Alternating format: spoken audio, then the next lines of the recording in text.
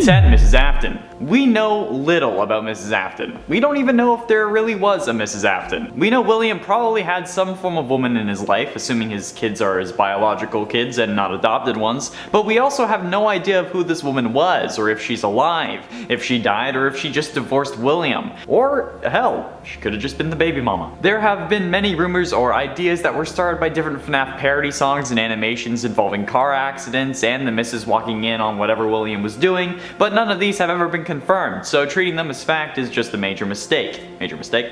There is also no official name yet for Mrs. Afton. Some people call her Clara because of The Immortal and the Restless, the soap opera from Sister Location, since there was a vampire in purple that people compared to William, which for some reason meant that even though William's name isn't Vlad, and that Clara was 100% the name of his wife, which isn't true, okay? Clara Afton doesn't exist, at least yet. And some, including myself, think that Vanessa from Security Breach will be revealed as Mrs. Afton, or at least an earlier version of her. Or at least the baby mama. Whatever. But she has no canon name as of yet, so stop calling her Clara Afton.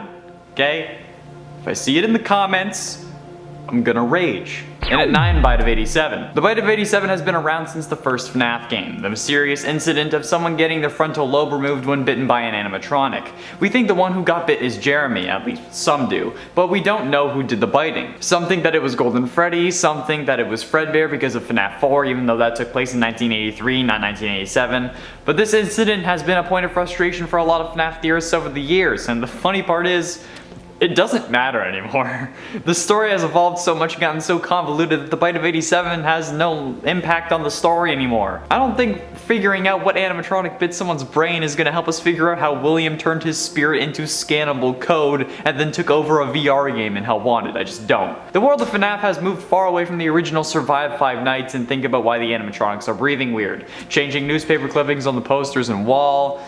Yeah, we're in the endgame now. And at 8 is William back. The man who always comes back. Honestly, I thought we were done with him, until he showed a weird stitched up face in Help Wanted. And now, with the release of the State of Play trailer for Security Breach, he could no longer just be game code. The final shot of that trailer was a metallic hand reaching out from behind a box, with purple light reflected on it, and what appeared to be some form of substance melted onto it. It could be flesh, could be a furry suit, it could just be the metal was warping. But alas, it was on fire. And this man who I thought was finally dead could only be getting started. If he can come back from death, nothing would be able to stop him, unless we launch all of the world's nukes at him, thus ending the world, but also ending William once and maybe for all. But even then, he'd probably come back. He's like a cockroach. Or Cher. And at 7, inconsistencies.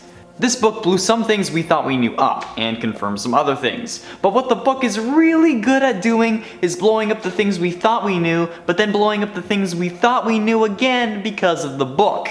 For example, the identity of Michael Afton. Thanks to the book, we thought it was the crying child, but then thanks to the book again, we thought it was the older brother because he chews a lot of gum. I still think that it's both, therefore it's not an inconsistency to me, but for everyone who doesn't believe me, it's confusing. Plus, there's a matter of changing text. Why are some phrases switched with others for some random reason? Are they hallucinations or is it a spirit? How are we supposed to know? We don't, and that's the issue. And at 6, legal action. Why hasn't anyone taken legal action against Fazbear Inc? Sure, there was an investigation, but why didn't anyone open those damn animatronics? Especially when they were leaking and smelt like, I don't know, a rotting corpse? Plus, I'm sure the families of the missing children from the incident could all come together and sue Fazbear Inc. since their kids went missing on their property. I mean, they may not win anything, but they could tie them up with legal fees while also splitting the cost of one attorney for the group. Plus, since it would be such big news, Fazbear Inc. would be totally ruined, but why didn't they? I mean, sure they might have, but we would have learned about it. There was no real legal action taken to get justice for those who went missing. Sure, they tried some stuff, but nothing stuck since they never found the bodies, because they didn't do the obvious thing and search inside the disgusting, leaking, smelly animatronics. It's almost like William had the police in his pocket. Although, at this point, that's probably not the case, but honestly, I wouldn't be surprised. Number 5. Who is Crying Child? Is Crying Child the third and maybe not even final sibling in the Afton family tree? Or is Crying Child some kind of red herring, or some younger version of Michael that we just don't completely understand yet as to how it all fits in? Is crying child Evan, or is this name too some kind of mystery puzzle piece that belongs elsewhere? Is Evan even the name we were meant to find in Survival Logbook? I don't know. I feel like there is still so little that we know about when it comes to crying child. I mean, we don't even yet have an 100% confirmed name here. I don't see how this could come into play, but maybe Security Breach will have some more answers for us. I just really need some William Afton flashbacks to clear stuff up here, friends. And at 4, Fazbear Frights. The Fazbear Frights books have helped us solve a lot of the lore, but that's because we've been applying what we see in these books to the story of the games. Fair enough, since everything is usually connected with Scott, but is that what we should be doing? Do these have anything to do with the games? Is the Stitch Wraith going to be introduced, or will it remain in the books? Are we right to assume the burnt man in room 1280 is meant to be William Afton? And does that mean that everyone who told me he died when he was spring-locked have now finally been proven wrong, since the spirit of the child possessing him would have saved him from that? Does that mean everyone in the world knows what William did even though they can't prove it? Because nurses straight up try to kill this man while he lays there, like, basically comatose. We don't know, and we won't know until the entire series is wrapped up.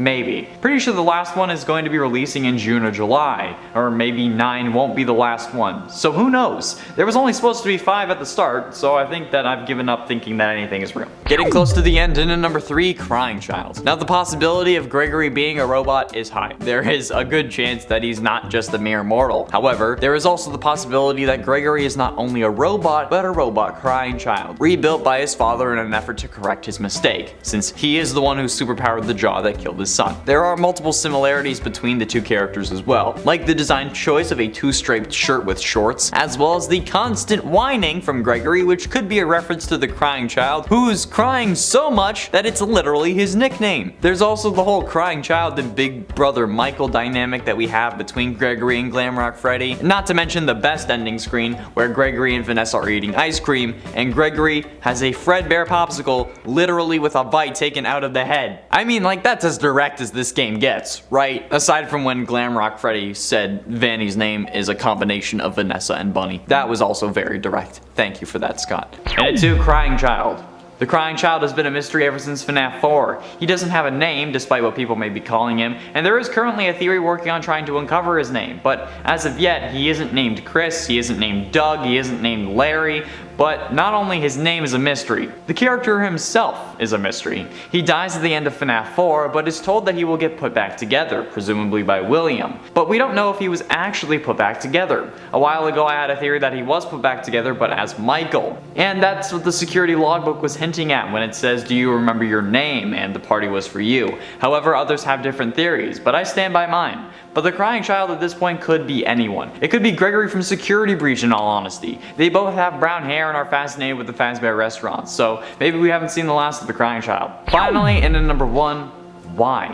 Why is a question we ask ourselves a lot. Why are we here? Why were we created? But one question every FNAF fan wants answered is, why did William Afton start killing?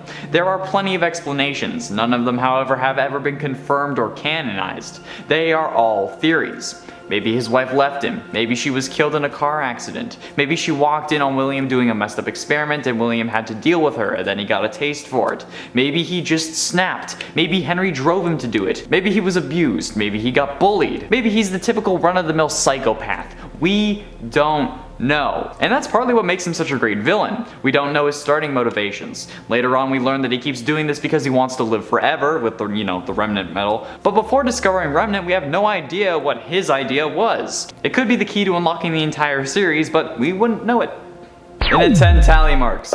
The security logbook has had a load of little things that we don't quite understand. One of which is the various tally marks we can find throughout the book. 5 on page 9, 10 on page 19, 14 on page 31, 5 on page 36, and another 5 on page 100. Nobody has really been able to determine what these are meant to mean. The word search doesn't have 100 spaces, alphanumeric ciphers only yield a group of letters, not a word, and nowhere else in the logbook is there something that relates to them. They're a seemingly totally arbitrary thing that has no impact on the story. But they have to mean something, right? They aren't just there for no reason. There has to be some sort of answer or code. But nobody has been able to find anything concrete yet as far as I could tell. If this isn't the case, please let me know in the comments, because I can't find that. No, okay? There is just no explanation. The only thing I can think of is that maybe it represents the amount of victims William took, since they seem to appear with the appearance of a character from a new game. The first 5 are when we're talking about a new animatronic. The next 10 are at the first appearance of Balloon Boy. Others appear around the puppet next. Or maybe they're just the amount of new victims. And at 9, what do you remember? There seems to be something else going on in this book as well. Some people seem to think that there's a spirit possessing it and it's trying to reveal Golden Freddy's name. But it's also talking to us about what we remember. So what could we have forgotten? What is this thing that the book wants us to remember from our past? Well, I think I could have an answer to that in all honesty. Check out the top 10 reasons FNAF Crying Child is Michael Afton for that info. But nevertheless, it's still a confusing line. It asks us multiple more things like was our favorite ride the carousel and was our favorite toy a purple plastic telephone. But why does it want us to remember these things? What does whatever it is want from us? Is it a spirit or is it just us hallucinating? In A Date with Chica. The very last page of the logbook, what would have been page 112, has a faded picture of some form of withered Chica on it. It seems not as run down since there is still an arm cage for the upper arm and the left arm still has a forearm, but there is no explanation as to why this is there and why it's the last thing we see. Aside from coupons and the cover, we only see Chica 7 times in the whole book, whereas someone like Foxy or Freddy we see many more times. So why does this image have to be the capstone of the book? Why is it so important that this is the last thing we see? As per usual with this series, it's unclear. I put the image into Photoshop to see if there was anything I could find that was going to help, like hidden messages, maybe some sort of review like he's got it hidden within other game trailers and stuff, but no, I just got a slightly clearer picture of the withered Chica. Didn't really help. And it's 7, technology. Another lingering problem I've had with this series is their technology. How are they so damn advanced? These people have fully functioning AI and advanced free-roaming animatronics in the 80s, yet somehow when I even suggest the idea of them having cell phones, people freak out in the comments. Like, why do they have all this technology? A robot dog that can text you, that also is always watching and listening, that will kill anything you show emotion towards, good or bad? How is it possible? They've always had advanced technology and it's a big mystery to me as to how. Their world doesn't seem much different to ours, at least ignoring the whole Chuck E. Cheese killing spree and ghost possessing hard drives, but who knows, that might be a thing in our world. They had advanced technology before the remnant metal, and even without it, William made things like small discs that create illusions thanks to emitting high frequency sounds. Why? And at 6, what are we missing? The logbook that I'm probably going to end up calling the lore book at some point accidentally in this video has a load of things hidden in so many places, but that to me makes me think that there has to be something that we've missed. With the amount of bullshit we've been seeing with this book, there has to be something we've glossed over or ignored for the sake of the bigger picture that totally fixes our understanding of this book. I've looked at this thing upside down, backwards, sideways, and nothing caught my eye. I went over every inch of this thing with a black light. I literally purchased a FNAF book for the sole purpose of trying to figure out what was going on with it.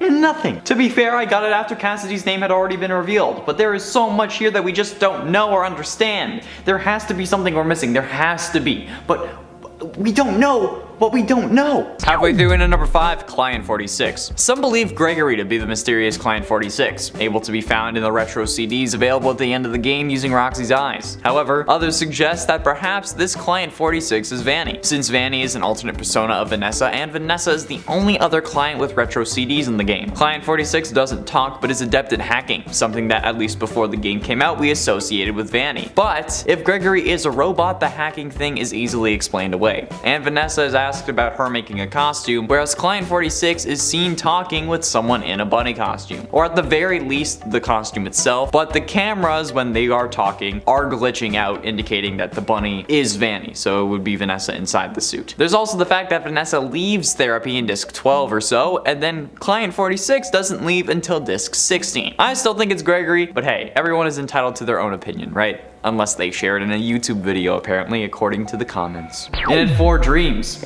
Dream a better dream. There is a whole page dedicated to asking us about our dreams, with faded text that asks us if we have dreams. And then Mike proceeds to draw none other than Nightmare. Literally how? It's impossible if he was actually the older brother for him to know what Fredbear looks like, since Crying Child saw it as a hallucination in the hospital and then died before possibly being able to tell anyone. Like, how is this still a thing? Why is this still a thing? This is the one detail that makes me sure of my Crying Child is Michael Afton Afton theory. Michael must be a robot version of the crying child, or of crying child somewhere inside of it, because this wouldn't make sense otherwise. How can you explain Mike knowing what Nightmare looks like, but also him being the older brother? You can't. It's actually impossible unless he's a robot. That's why I'm sure. Number 3, Vanny, victim or accomplice? With Vanny or Vanessa, there are so many questions.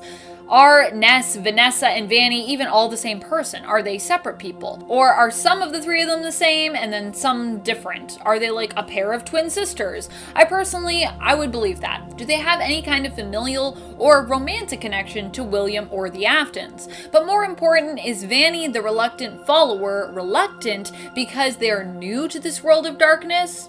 Or because they simply don't want to be involved at all? I personally think that there is some kind of brainwashing or some sort of sinister force really going on that is taking control of Vanny, and Vanny is the victim. But the reluctance could simply be from an uncertainty that comes when, you're new to something, meaning that Vanny might be just a little bit more hesitant to begin with, but may be fully committed to the cause by the time security breach rolls around. And at number 2, spirits? One of the bigger theories going around is that the survival logbook is possessed by 2 spirits, one that writes in faded text and the other that changes things that appear on the pages. I don't think that this theory is true, but after Matt had talked about it, it blew up and a load of people take it as fact. And that's one of the issues I have. You don't take theories as fact. This idea came about after someone noticed that on Nights 4 and 5 reviews, some text is altered to say things like, "It was for me, I'm scared and I can't see," instead of the typical, existential dread meter. This theory is a good one. It provides answers and it seems to point to Crying Child being the other spirit. And this could explain why the other parts of the book are messed up, like the page numbers, but other than that, it wouldn't really make sense, unless this book is literally an allegory for Golden Freddy. Finally, and at number 1, the party was for who? The issue I have with the 2 spirits theory, however, is that even after the crying child responds to Cassidy saying the party was for you, by saying the party was for me, Cassidy still says it again. Why would Cassidy say the party was for you after the crying child had already acknowledged that it was? It's almost like it wasn't meant for him to see. Coincidence? I think not. That's right, I said it again because I can. The party was for us. We are Michael, Michael is Crying Child, and I don't know why I'm yelling. Number 10, who does what and when? This one we kind of have an idea for, but even the working theories based on the novels and the games don't really make a ton of sense in practice, especially if you try to put them together. Initially in the trilogy, it's made to seem like Henry is the brains behind the brilliant animatronics, while William is more the suit, the charismatic business entrepreneur that is the driving force behind Fazbear Entertainment. And yet after the death of Henry, William must be the one creating the animatronics, right? But also, William must be operating under some kind of pseudonym, as he should also be a wanted criminal at this point. And then if William and Henry started Fazbear, who's running it now? Were they both still running it for a time together, even after all the scandals and all the stuff between them? Or maybe just one of them was running it. Or maybe they were both sort of running it. Is William somehow still involved in the decisions the business makes, operating in, some disguised manner so people don't know who he is? This is all logistics, but when you get into logistics with FNAF, things quickly get confusing. Also, if there's a new CEO, do they have any idea of what's going on? Are they aware that the animatronics are dangerous? Because then there is the lore from Special Delivery and the emails there, which makes me think they don't know, but that they have to deal with it, and it's just wow, there's a lot going on here. How does the business run? I need another instructional video, please, on corporate Fazbear Entertainment. Quick. Number 9, Jeremy Fitzgerald. Another one that remains a mystery is Jeremy Fitzgerald. Was he just a poor soul stuck working at Freddy's, or was he somehow connected to the Aftons? Is he the same Jeremy mentioned in Help Wanted, or is that just a coincidence? In the world of FNAF, we don't really like to believe in just coincidences. And so it's likely that Jeremy is another piece to the intricate puzzle of FNAF that we just simply don't know quite where to place yet. And friends, if you are loving this video as much as I am loving communicating it to you, please be sure to let us know by giving this video a thumbs up. Every time you click like on one of our videos, somewhere a clue is found to solve one of these mysteries. Give us more clues. Click like. Number 8. How did Michael Afton survive? We can kind of chalk this one up to suspension of disbelief in storytelling, if we wanted, but what fun would that be? There must be more going on here than just required suspension of disbelief in a story about souls that possess animatronics, making them eternally vengeful and murderous, right? After Michael is scooped, Ennard wears him as a sort of skin suit disguise, but Michael still somehow survives this experience. Even after his flesh is rotted and he's upchucked the nuts and bolts and other components of Ennard from within him, he collapses and then somehow he seems to come right back to life, with Circus Baby's voice reassuring him that he won't die. But why? How? What? Is Michael a robot? Because honestly, friends, I think he might be a robot. And at 7, Arcade Conspiracy. The Arcade Conspiracy gets its name from one of the duffel bags that you can find where we learn that something else seems to be going on in the Pizzaplex. Of course, because you know, it can't just be one story. Quote from the Arcade Conspiracy note, exit interview. They are working together, the arcades. They are hiding something, the glitches. Glitch them all at the same time. Then the princess will recognize me. She's testing me. I am not yet worthy. The others are protecting it. Let me stay. I'm so close. Just one more night, please. I can save the princess. Now, it's clear that this seems to be referring to the Princess Quest games. However, it doesn't seem like we have to glitch those in order to win them. We just need to beat them in order from 1 to 3, and then boom, we save Vanny. So what could this actually mean? Well, there are 3 other arcade machines that seem to be having mysterious glitches as well. The Balloon Boy World game that you can find in the theater, the Chica's Feeding Frenzy, which won't turn off even when unplugged, that you're supposed to be able to find in the bakery, and the Monty Golf A-Arcade that, according to its duffel bag, shouldn't be in the mini golf area, but is. However, while you can play both Balloon Boy World and Monty's golf game, which I got a 14 as my lowest or technically highest score, when the best you can do is 13, so. Chica's Feeding Frenzy isn't an arcade cabinet. It's not in the game yet. You can only access it using a mod that lets you cheat it in from the main menu. So I feel like this was an intentional feature that was left on the cutting room floor, but it's still a mystery. Number 6, Circus Baby. Why did William Afton make an animatronic for his daughter that in effect could kill her, and was kind of built to kill her? So, wait a minute, what does this mean? Was Circus Baby made for this actual intention, or did William simply make a mistake when he was creating her? Was she modded after to become the perfect accomplice to William's crimes, or did he build her with that intention and simply claim that she was a gift for his daughter? Was it like a weird cover-up? Was his daughter the one who actually was maybe into kidnapping to begin with, which is why he designed Circus Baby like that? Like it was for her, so it really was for her, but like she was the one that was into it? It's getting confusing in my brain. Oh man. Could Elizabeth Afton really be the mastermind behind all of this? Or was she perhaps just part of an experiment? An experiment William Afton was willing to use his own daughter for, if she really is William's real daughter at all. Basically, I just have a lot of questions about why Circus Baby was made, and I think you do too. And sorry, I know I didn't really come close to any answers with this point, I just spun more webs of craziness, but there's a lot of potential here for where we could go with the explanations, and there's a lot of confusing options for what could be going on here, so that's that. I know it's crazy to say that Elizabeth could be the mastermind behind all of this, like I know how crazy that sounds, but what if Elizabeth is the mastermind behind all of this? Ah! It was Elizabeth all along. Halfway through number 5, how are they open? I kinda mentioned this in the last number, but how on earth is Fazbear Inc. still alive and profiting? There have been multiple cases of kids going missing in Fazbear establishments. Plus, the games that Scott Cawthon's in-universe stand-in created only made their reputation worse. So bad, in fact, that they had to make their own VR game to try to fix their reputation. Sure, Tape Girl says that they hired Scott to make the games to try and make everything blow over, but we don't know if we can trust her. She could be Vanny for all we know. How is their restaurant open and functional? How did they manage to upgrade to an entire pizzaplex with multiple areas, a go-kart track, laser tag arena, mini golf, a giant jungle gym? How could they do all this while the stories of children going missing is still very much a thing, even after William's death?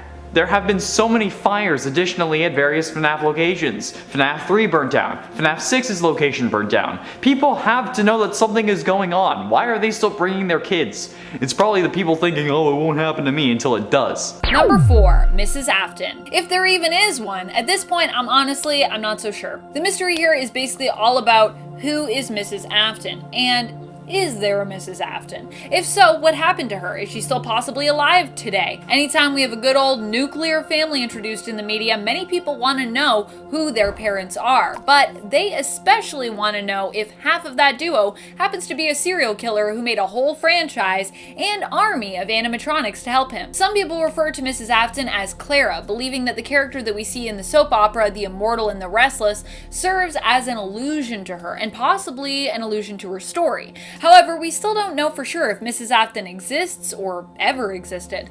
Someone has to be the mother of these children though, right? Unless they're robots. I'm just saying. I'm not saying they're robots, but they could be. Getting close to the end in number 3, my name. The book started as being the reveal for the name of Golden Freddy, Cassidy. Some believe that Cassidy was the one giving us faded text, but if she was possessing Golden Freddy, then how could she possess the book too? The other thing that the book keeps saying though is, what is your name, not just mine? Even if it was Cassidy, them asking for our name makes me think that we don't know our true name either. Take the crossword, the one that revealed Cassidy's name. Along the bottom row we see the phrase, what is your name? Not my name like we've seen on the gravestone and in other places, but your name, as in ours, the reader / Michael. That same crossword asks us, who are you? Not who am I, who are you? Us again as Michael. The page after shows us a mirror and asks what we see, again asking about us. And referencing the start of the book that says to take a minute for self-reflection, and the mirror scene from Sister Location when Michael has purple eyes. And on page 79 the phrase my name appears, but it has very red print instead of being faded like it was previously, making me think that it could have been Mike that wrote that in the first place. Number 2, why does William kill? This has to be one of the greatest mysteries of all time. We know that William has children, or at least appears to have children, who acknowledge him as well as their father. He is one of the co-creators of a restaurant franchise advertised as being family friendly. By all accounts, on paper, he'd seem like a family man, like a sweetheart. And yet, he is compelled to take the lives of others, and because of this, has actually corrupted his animatronics, also causing them to become murderous. But why? For what purpose? Did some event in his life trigger this change? Was it the loss of his wife? And why does he feel compelled to target kids when he himself has kids? Number 1, the horrific timeline. Many gamers, avid fans, and content creators have tried to piece together this timeline, and yet it remains one of the greatest mysteries of all. Not just of FNAF, of all. We have some details that help us to solidify when events take place, but then there are also contradictions within even some of the best timelines. Not only that, but there are a lot of holes, or rather potholes. Kinda like a plot hole, but a little different. Unsuspecting holes that we didn't even know existed, usually, until a new date is given, a new location spotted that causes us to fall into one. A big plot pothole. You'd think with more information we would get a more clearer idea of the timeline, but it just seems to only make the ever-expanding history of Freddy seem more convoluted and confusing. In a 10, Burn Trap. Is Burn Trap dead or alive? That's actually a good question in this case, since I don't know if Afton is alive inside the Burn Trap suit or not. He was alive in the Spring Trap and Scrap Trap suits, as we learned from the man in room 1280, because he was possessed by the one you should not have killed. But did he finally get put down after the FNAF 6 fire, or is he still kicking? His body is still present inside the Burn Trap suit, or at least it partially is, so like what's the consensus here? I don't know. The existence of Glitch Trap seems to imply that he's dead in the suit, but Ultimate Custom Night suggests that the one you should not have killed is still possessing him, which would be what he sees in the recharge station, which would mean that he's still alive, not because of the recharge station, but because the one you should not have killed would still be possessing him, which they would only do if he was still alive. Since, if we're being honest, the only reason Afton is possessed is so that he can't suffer, so being possessed after he's dead isn't really gonna do anything. And the one you should not have killed would not be controlling Burn Trap to take over Freddy and turn things evil. It goes against what we know about the character. So, what's the deal here? I don't know. In a 9, relationship. Gregory, our player character in the game, is certainly a mysterious kid, and Vanessa, the night security guard who's also Vanny, is just as confusing, but at least we know more about her story, being our player character from FNAF VR. But what the most mysterious thing about this game is the relationship between Gregory and Vanessa. Like, what the absolute living hell is up with these two? Vanessa spends the whole game trying to lock Gregory in the security room, and then Vanny, her other personality, comes to try to kill us, and she actually ends up doing it in the worst ending. But then, after curing her in the Princess Quest ending, we don't even ask questions. We just go and get ice cream with her on a hill. Like, what? MatPat seems to have solved this one though, saying that Gregory is following Vanessa in order to make sure that nobody gets too close to the truth about Glitchtrap possessing her, but then he also admits that there are some holes to this theory. But if I'm honest, this is the first time I've agreed with MatPat in a while. He was mostly talking about like smaller things such as endoskeletons or the main character of Princess Quest, and those I didn't agree with, but this is a good explanation as to why Gregory is protective over Vanessa. It also explains why he's such a criminal. He's just a bad robot person. And it ain't Glitchtrap. Honestly, again, I'm still confused as to how Glitchtrap and Burntrap could exist at the same time. Like, yes, we've seen people pour their agony into things while remaining alive before. Henry and the Ella doll from the novels and Fazbear Frights, for instance. However, nothing like that has seemed to happen in the games. And as many of you are adamant to make clear, the games and books are in different universes. But still going by my rules of they help clarify things that are possible in the other universe, William was seemingly not in enough agony to pass it on to something like a hard drive that would then get scanned unless he died, since the one you should not have killed was holding onto his soul. And unless some sicko ended up moving his body to a new animatronic endo after it was destroyed, there should be no way that this guy should still be able to be kicking, and yet also have a sentient code version of himself running around in Vanny's head. Okay, given the rules that have been established in this universe, that's seemingly impossible. I mean, I'll look into it more and maybe have a theory about it tomorrow, but I don't know. Number 7, Ultimate Custom Night. What is even the real lore behind Ultimate Custom Night? Is it some kind of hell dimension where William Afton is the protagonist and is constantly punished night after night for his sins? Or is it just a game and there's really no lore here at all? It's just a fun, completely customizable FNAF gameplay experience. Or is it possible UCN is neither of these things, but there's actually something else going on here in terms of the story? With so many of the other games helping to build the world and lore of FNAF, it's really hard for fans to dismiss Ultimate Custom Night as just a fun experience. Besides, some of the animatronics say what feel like pretty targeting and specific things, which makes us want to believe even more that UCN has a greater place in the story of FNAF. And at 6, what's next? One of the biggest mysteries from this game, and any FNAF game really, is what comes next. But with this game more so than any other FNAF game, because well, anything can happen now. We can go anywhere and do anything. I think more will be revealed with the new Fazbear Frights series when it gets started, called Tales from the Pizzaplex, but until the first one releases on July 19th, we got nothing. The Blob could be the next major villain, or Vanny could be, and hell, even after MatPat pointed out what could really be going on now, even Gregory could be the next major villain. Like, I always knew the kid was evil, but still, oh well. We can move on to a new location, we can go back to an old one, or we can see the aftermath of the Pizzaplex cave-in under Roxy's Raceway. We can go back to the normal FNAF formula, or maybe move on to more story-based games like this one. The series can go literally anywhere, especially with someone new taking over. But I felt that it was cheaty to put this at number 1, so I'm gonna put it at number 6. Halfway through number 5, Blood. One of the gimmicks of this book is that it's a survival book. Michael writes in it so we can survive working at Freddy's. However,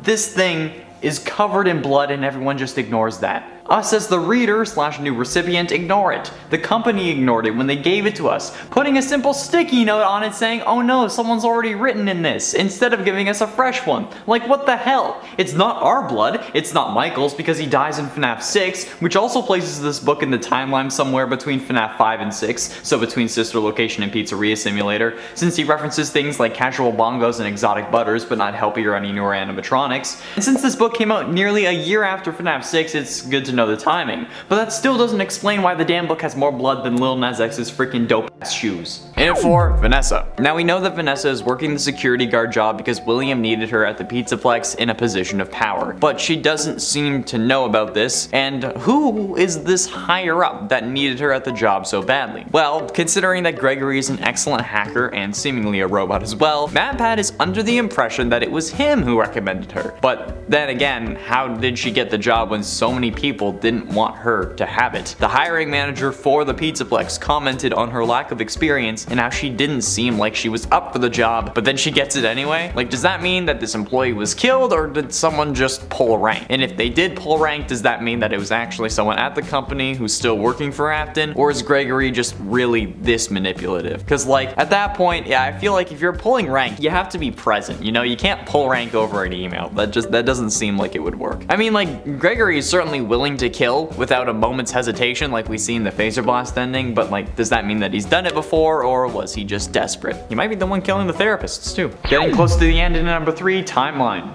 The full complete timeline is a complicated system that nobody has quite been able to crack. MapPad did a good job, but there are still holes there. The full timeline is a mystery that scares every FNAF theorist or would-be theorist just due to its sheer complexity. Multiple events happening at the same time, conflicting statements from multiple sources. The list goes on and on. But even when applying the rules MapPad did, you still have unanswered questions. This is horrifying because we will never know the true story of FNAF. At least until Scott releases a novel that is canon to the games, or that movie comes out, for God's sakes. If you're looking for a cast, just let me know, Scott. I'm willing to get killed by an animatronic on camera if that's what it takes. The full timeline is something that can probably never be solved, but we will keep on trying. Maybe we can get a timeline of Help Wanted and After, since I doubt things will be, like, conflicting after this. I hope. Penultimately, in at number 2, Bonnie. At this point, it's pretty well known and thoroughly believed that Bonnie's disappearance from the Pizzaplex is Monty's fault, considering how his last known location was at Monty's Golf. However, while we're pretty sure it's him, all the evidence is really circumstantial, and with a series like FNAF, we can never really be sure of anything, lest we get surprised by a post-it note we missed that actually references the fact that Roxy and Bonnie were dating and Roxy got jealous. Something like that is honestly not unexpected. I firmly believe that there are at least a few curveballs that we have yet to find because they weren't added in the initial release or they're planned to be released with the DLC. But currently, the mystery of Bonnie's disappearance is set on Monty being the one who dismantled him, possibly so that Afton could be transferred into his endoskeleton, but I'm still unsure about that theory, but like I said, the next theory should be about that.